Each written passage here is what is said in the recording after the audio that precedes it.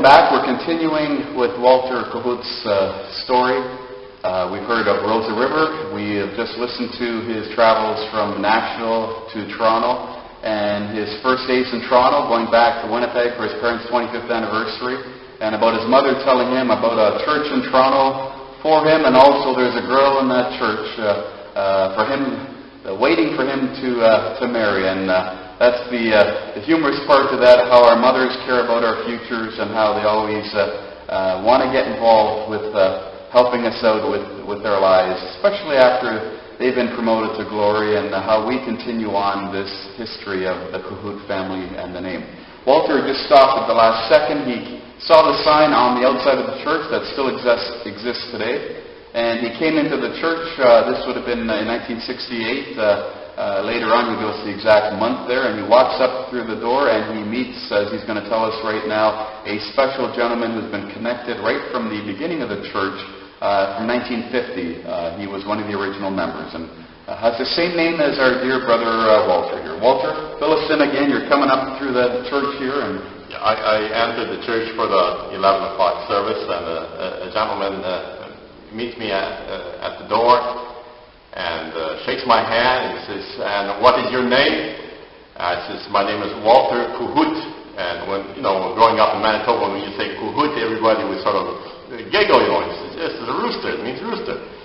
And he says, "My name is also Walter. Welcome here. My name is Walter Ostapchuk."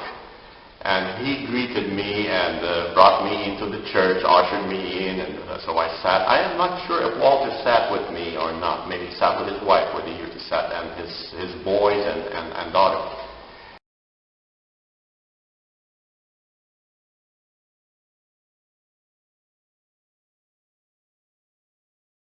Господа Ісуса Христа, мир вам! Ми дуже раді, що ви колись приїхали сюди. Ми оцінюємо ваше завзяття, ваші таланти і вашу організацію. Ви приїхали не молилися. Як ви будете їхати, ви будете молитися так надалі. І пам'ятайте, що ви повинні один за одним молитися, а особливо, яким Бог дав таланти. Ви використовуєте ці таланти, щоб вони ржавіли і ржою, і не кричали, аж вони були блискучі, леміші. І також ми оцінюємо і всі інші церкви, і нехай Господь поблагословить вас всіх. I would like to say a few words in English because for English-speaking people which are here, and on behalf of our church, we welcome you to be among us. And therefore, we ask His blessings upon you and upon our choir. The theme and the subject is evangelization of sinners. And this is the main topic. Нехай Господь благословить нас всіх і вас, щоб Господь завжди був з нами. Амінь. Амінь.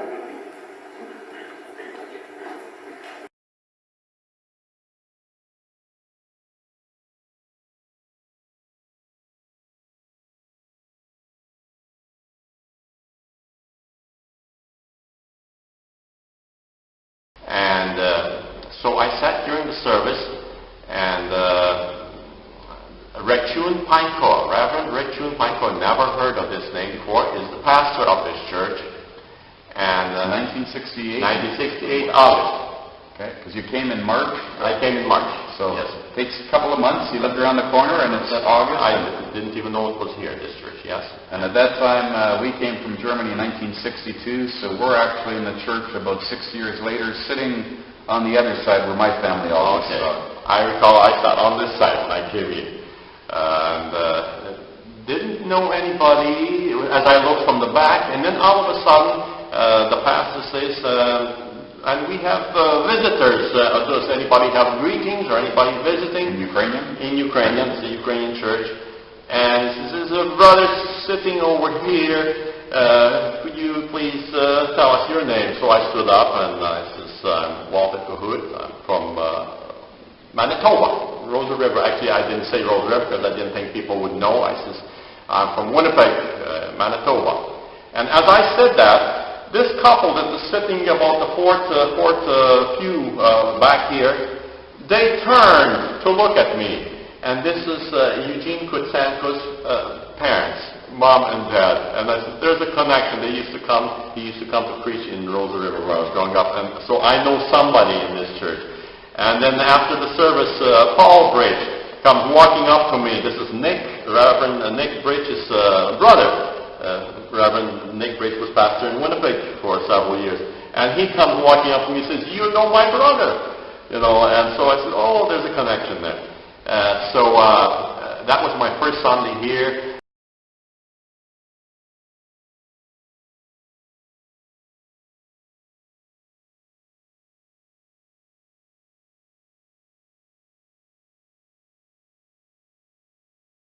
Exhibition at the CNE, the exhibition was on. And when you're a new person, these are all regular members here at the congregation, but you're a new person, you sort of stick out like a sore thumb, and everybody knows that there's a new guy who came in. And so my wife, Stephanie Czerwinsky, whom I married, she wasn't here that Sunday. But her brother was here, Eugene. And the other friends, the youngsters were here. I went to the exhibition. It was on a Saturday.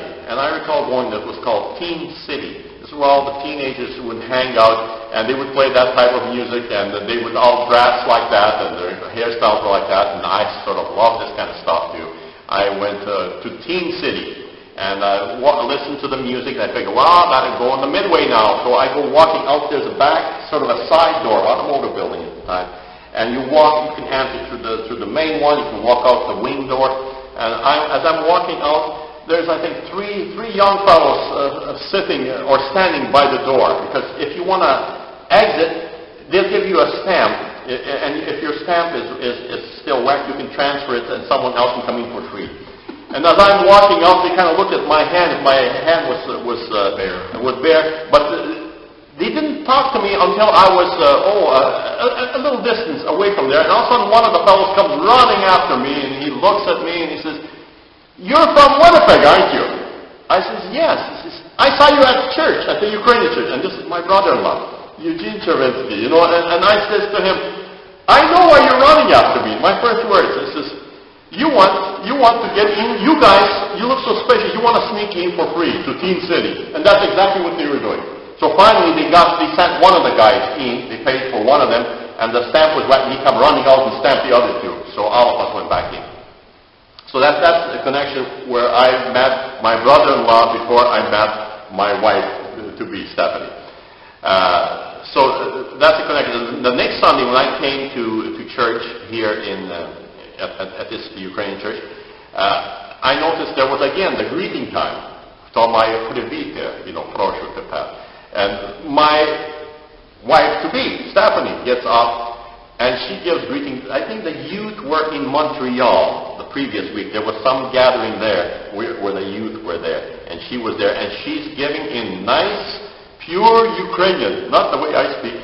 And she's giving greetings from Montreal. I said, wow, that gal can speak Ukrainian so nice. This is the woman my mother's talking about. I've been me. I didn't know at the time. I didn't know at the time. And so, after the service, introduced to her and others of the girls and the guys too. I'm new here. And later on, I think it was September or October, the youth from this church were invited to the Czerwinskyj family, which was on Ashton Manor, Royal York and Bloor area. That's where they own the house. And so I joined them there.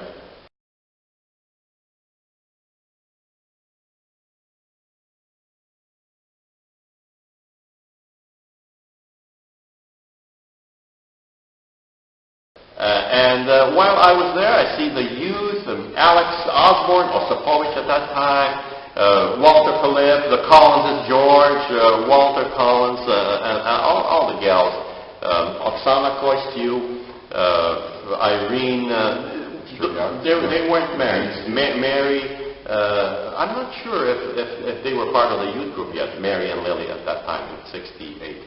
But anyways, there was quite a number there. People from out of town, Danny, Siona, the Seraphim girls from Boston, Ontario, Waterford area. Lesha, Olga, Tanya, Walter, the brother, they're all getting together. And so there was some kind of a barbecue or something there. And your brother Mike, this is where Mike Tymciw comes in. I probably saw him here but didn't know him.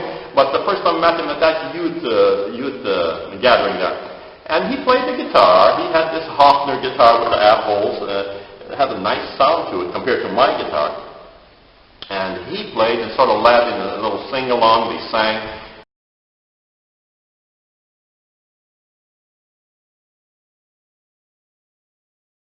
Then later on, he put his guitar down, and I picked it up and started chopping away with some of my chords, just some of my rock stuff and trying to be fancy and showing off.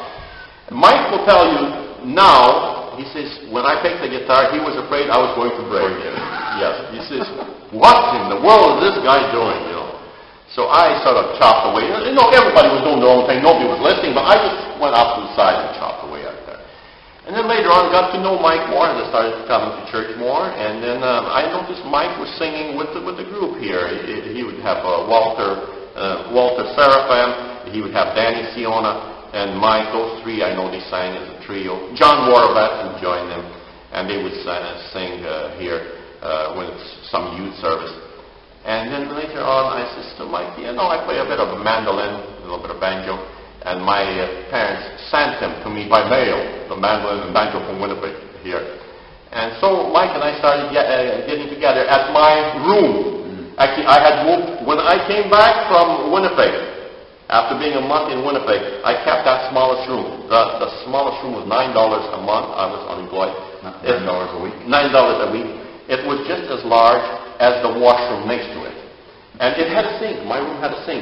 But I guess the plumbing must have been plugged off. The air vent, the air pipe, vent pipe for the plumbing must have been plugged off. Because when someone would drain the bathtub or the sink, it would gurgle in my room also. So when I go to sleep, I would make sure I filled my sink up with water. It was quite a large sink. With water, so it would not, you could not hear the gurgling. So when I came back from Manitoba, I just felt glad that I should take, not on the second floor, the smallest room, keep that. I should take the largest room in the house, which was on the main floor facing the street. This was the largest one in the house for $12.50. A week. I'm still on but by faith, I believe that, this is if the Lord says, this is your home now. And that's what I did. And then I started connecting with Mike. Mike just lived off Dundas, not far, on Lisgar. And I said, Mike, I play a little bit of mandolin. So Mike would come once a week with his guitar, and he would sing and I would play. And the two of us we became best friends. And we would have this music practice. Although I wasn't in any group with him or anything, he would still, whenever there was some youth gathering, he would sing and play with his trio or quartet.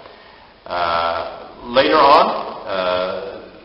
this was 68. In 69, the youth of this church, every year they would have their nominations where they would elect a president or someone to lead the youth. And I felt glad that I would like to do that. I'm not going to say anything, but when they had their nominations, they nominated me. I don't know, I seem to have been picked out quite often for that kind of position. I remember in school from grade 1 to grade 8, when I was in grade 7 and 8, we'd also have a program committee and a chairman or someone, and they would pick me. When I went to high school in Stewartville, Manitoba, that was from grade 9 to grade 12, one room. I'm a grade 9, I'm fresh here. They picked me. That was the first week, and I was so nervous. I was very nervous, speaking of all people. And they picked me, and there were two Walters there. And when they started voting on the two Walters, I said, they mean Walter Thiessen. And they said, no, we want this other Walter. So there I was sort of forced. I was forced for the public speaking stuff. But here, I felt, I can do that. I would like to do that. I had the desire. It's not that you have to force me. Yes, and they chose me to be the chairman of the youth. You could call it youth leader because you take care of the program. You had a committee. You had a committee to work with. Remember the difference between president and chairman, or was it the same role? Because I did see president and then chairman at one time. I don't know. Those titles seem to have been interchanged, you know. You would like to use the word president. He's a president, you know. But you're actually a chairman because you have a committee. You have a secretary. You've got the program committee. You've got we put out a little magazine too. Secretary, treasurer. It was treasurer too. Yes, and then you've got a couple of members on that. And so my girlfriend, 1969. My girlfriend, Stephanie Czerwinsky, was a secretary right there. Your brother Mike, my best friend, he was treasurer. Danny Siona was one of the members or something. Became my best man at the wedding. And so this is the Toronto or the Eastern Canada? This is the Eastern Canada. Because Dan was involved in Eastern Canada. Eastern Canada. Yes, but this was the main church right here. Yes. And so I became the leader of that youth committee. That committee. Also, when I started coming to this church, I also had a desire to work with the youth, the younger ones, the teenagers, as a Sunday school teacher. Never taught Sunday school, but always wanted to because of the influence Sunday school teachers had upon my life when I was going to the Mennonite church. And you know, they made it exciting and stuff like this. And do you know, in the fall time is when they would pick their new teachers or whoever for that. I think they would take a break here in the summertime, yes. And in the fall time, Walter Ostapchuk's wife, Rose, came to me. I still recall, I was gathering with the youth class. Alex Osborne was the teacher there, and they would have fill-ins like Walter Ostapchuk would teach sometimes in Ukrainian. Brother Siri, I forget what his first name is, he would be the regular Sunday school teacher for the adults here. Sometimes he would come and do a class for the youth in Ukrainian.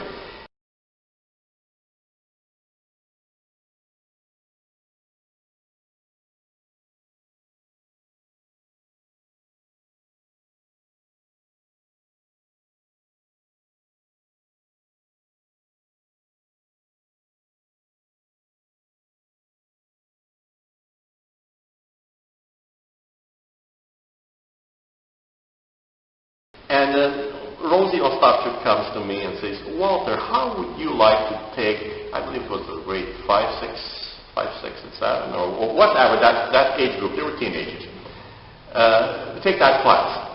I says, I would love to. And that's where I first started teaching Sunday school, that age group. And just like my Sunday school teachers would treat their class, by this time I had gotten a job as a machinist. From some of the training I had in Winnipeg, so I was already fully employed. And I really started teaching in the fall of '69, and I recall in 1970, I believe that's when Ontario Place opened. Ontario Place. Where were you teaching what class? Because this church. The class we would gather in the pastor's office, right here.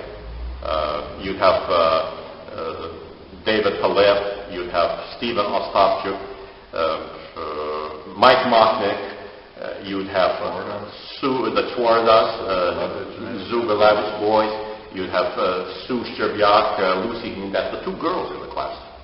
They were all just a couple of years older than me, so I was... Okay, so that's...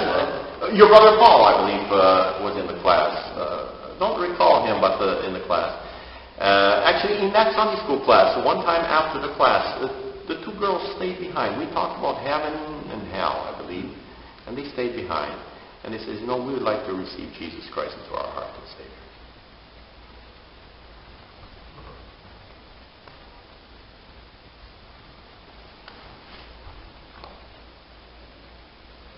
That was Sue Szczerbiak, who is now Sue Colasar, and Lucy Niedes. And we prayed together in this room. Later on, they were baptized here in 1980. Same year with you. Is that right? No, I was in 1980, but I did read through, I think, 69 or I'll get the year straight on that. 79. Yes. That's when they were baptized. Okay. Yeah. This would have been 1969. This is but your years of teaching. I believe this happened in 1970. Okay. Because I recall after that Ontario place opened, 1970, and I want to treat my class, take them out, just like my Sunday school teachers did one time. They would take us country kids in Manitoba, and they would just drive us to a to a grocery store, in another town, and they'd say, you can buy yourself two items, so there we were, lucky elephant popcorn because there's a prize there, and some chocolate bar or a drink, something that was, back in those days, those were 10 cents, pink popcorn. And so I said, I want to treat my class that way. I'm not asking the church to pay for it. I'm employed, and I'm newly married now, too. I'm sort of jumping ahead here. And so one Sunday, I took my whole class to Ontario Place, and we had a good time. I still have pictures of that. I have slides of that, of us licking the big ice cream cones. It's melting, it's hot, and I'm with them just like one of these teenagers together, dressed like them with the bell-bottom pants and all this kind of stuff. And so that was my first class here. Later on, this class moved into the tower of the church. Were you part of that in the tower? I remember sitting in the office years later, and not too often in the tower, but I do remember sitting in here with you sat at the desk, and then how cold it was in the tower, I think in the winter time, but we did make our way to the dusty old tower. It was nice. You'll see, I'll show it to you later on. There's some kind of scaffolding up there right now. It's very dirty. But it looked pretty clean up there. And I was excited, because I would prepare my lessons, especially on Saturday night. I would take time. During the week, you're sort of, going over, meditating on it, but then you prepare. And the class, attention span, they're off in a different world many times. And these are, what age group again was this? These are teenagers. These are teenagers, teenagers. Grade 7, maybe grade 8, Just so I can fill in quickly there, how did we end up getting into Walter's class? Because I know I was there not as much as the other because of just the travels with the group at that time, but we had Irene Stoiko in my first grade class, Mrs. Osipovich in grade 2, then we moved across the hall to Mrs. Lutzik, then we moved into the kitchen to Helen Strzybiak's class, and that was a big group of us, and then we graduated from Helen Strzybiak's class to Walter's class. And that was a progression, grade 1, 2, 3, 4, and then grade 5, and then after Walter's class, we progressed to the young people's room. So Walter was the last class before they made it to the official young people's room. You're right. Those are, just for our audience, those are the Sunday school classes I progressed through. Yeah. And interesting. So you did make it into my class then? I attended many times, but it was actually for that group that was, not even my brother Paul, because Paul was with me. It was everyone a year or two. I was born in 60, so everyone born in 1958, 57 at that time was always ahead of us. Okay. And that would have been the last And you had something to look forward to. Says, hey, one day I'm going to be in that class. The fun class. Walter was the fun class. Okay. And actually the only, you won't probably believe this, but the only male teacher. If you look at all the classes the youth group, Alex Osborne. But Walter was the only male teacher for the teenagers there. Okay, I didn't know that. I didn't even know that. Always hear the fire trucks going by here, and we got about 5 more minutes before this part of the memory card kind of winds down. So, Walter, you're here teaching Sunday school class, and we might not have enough time to get into the next section, but I know from those years, Sue Strzybiak, that was a touching time for you, and Lucy, as you reflected, they were best of friends. Yes. Growing up, I know those two were best of buddies, and I know their friendship traveled up to Acela as well. So a lot happens during the late 60s, and maybe if I can just bring this part to conclusion, when do you get married? Steph is your girlfriend, she's serving on the committee with you. What year and what date did you get married? Yes. And at the same time, the group is starting, and that brings us almost to the conclusion of that portion of this interview. about the church, and we'll bridge from that with the group days and a little bit of days after that. But when do you get married in the group? Basically, Okay. who you married and when? Yes. And how? When it comes to dating, Stephanie CZERWINSKYJ was my main squeeze. Our first date was to a youth gathering at the Beverly Street Church. This is the Russian Ukrainian church.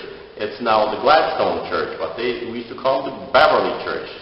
And anyways, there was a youth service there, program with a film. Films were very popular for youth gatherings, and the Tony Fontaine story was being shown there. And so my girlfriend, Stephanie, invited me, and that was our first date to a youth gathering.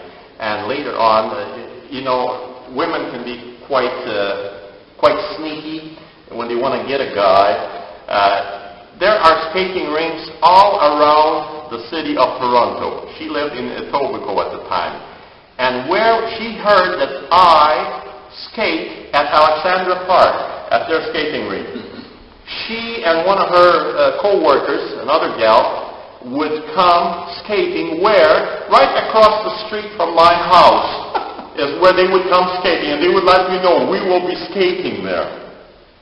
And so I would go out there to skate, and another friend who lived in the same house that I lived would come out there.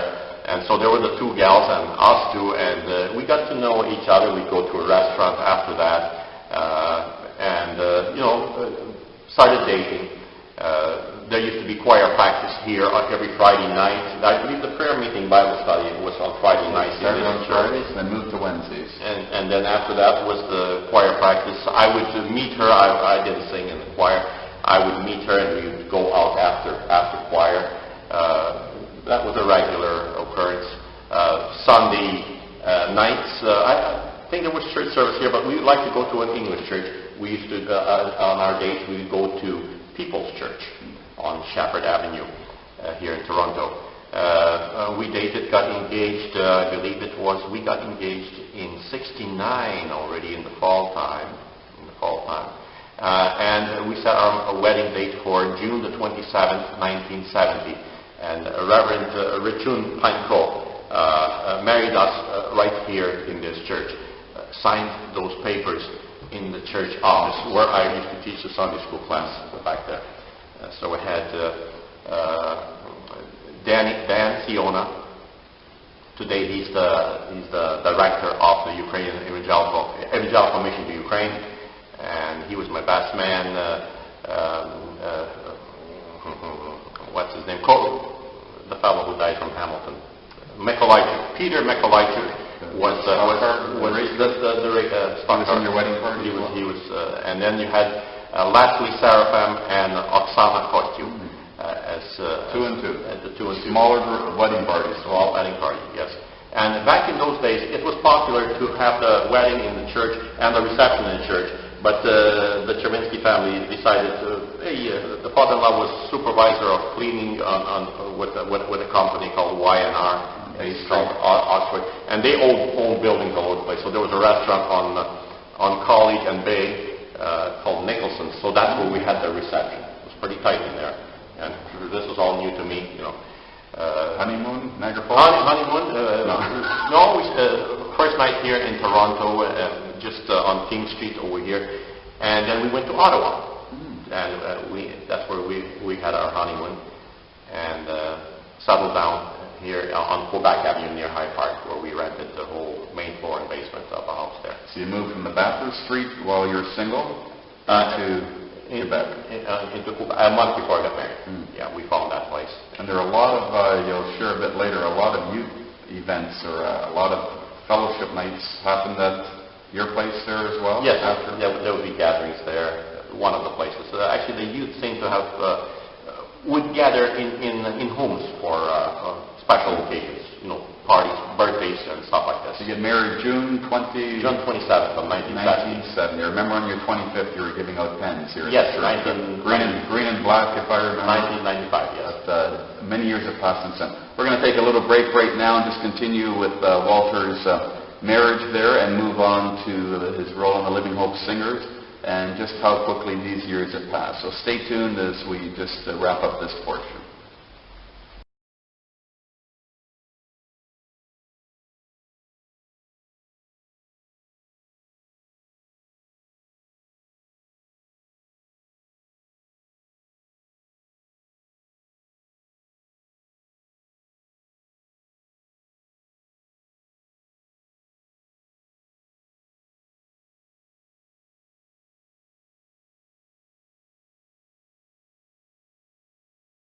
Program, and at this time we're going to ask Brother Czerwiński to come and do a solo. For the last 10 or 15 years there hasn't been much music from behind the pulpit, and let me tell you, one of the few men who keeps going is Brother Czerwiński, and I want him to come tonight because he sings a cappella. He sings like me sometimes too. If you give me a letter, I'll flatten it, but you know it comes from the heart, and he doesn't need a piano. You'll enjoy his song tonight. Brother Czerwiński. Say what I'm supposed to be saying. You know, the young people like me. You know why? Because I'm never against young people. I'm with them if I sing from heart to heart. Not piano, not this, no show off, nothing. So I tell you guys eat the pizza and that. If you need a thanks for God, not only I sing solo, you go sing help me too. Preview.